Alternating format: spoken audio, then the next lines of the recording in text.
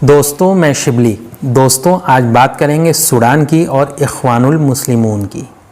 Sudan کی راجدھانی خرطوم سے نکلنے والے اخبار التغیر میں خبر ہے کہ سوڈان کے 150 پولیس آفیسرز مصر میں ایک ٹریننگ پروگرام کے تحت ٹریننگ لے رہے ہیں۔ مصر کی طرف سے سوڈان کی پولیس کو یہ ٹریننگ مسلم بردرہڈ اخوان المسلمون کو کاؤنٹر کرنے کے لیے دی جا رہی ہے۔ سوڈان کے پولیس آفیسرز مصر کی پولیس سے اخوان المسلمون کے کام کرنے کے طریقے کی جانکاری لے رہے ہیں اور اخوان کا کریک ڈاؤن کیسے کیا جا سکتا ہے اس کی ٹریننگ بھی لے رہے ہیں۔ آئیے کچھ سوڈان کے بارے میں جان لیں۔ سوڈان افریقہ کا ایریے کے لحاظ سے تیسرا سب سے بڑا ملک ہے۔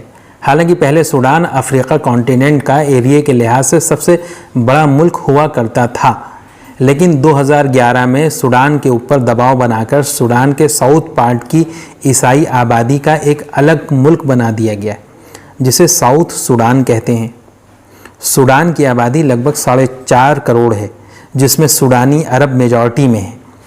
سوڈان کا بارڈر لیبیا، مصر، چاڈ، ایتھوپیا، ایریٹریا اور ساؤتھ سوڈان سے ملتا ہے۔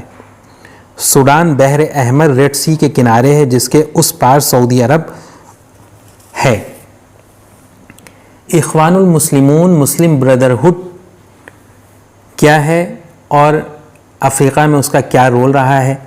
اخوان المسلمون مسلم بردرہڈ افریقہ کانٹیننٹ کی عربک اسپیکنگ بیلٹ میں سب سے زیادہ سوشل، پولیٹیکل اور ریلیجیس انفلوئنس رکھنے والی جماعت ہے، جس کی وہاں کی پبلک میں ڈیپ روٹس ہیں۔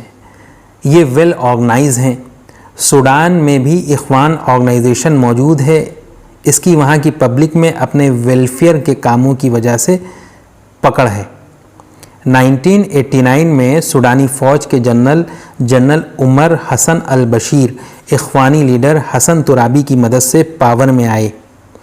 کنگز کالج لندن اور سیلبون پیرس کے پڑھے حسن ترابی گورنمنٹ میں کئی اہم عہدوں پر رہے، لیکن بعد میں عمر حسن البشیر اور حسن ترابی میں کچھ اختلافات ہو گئے۔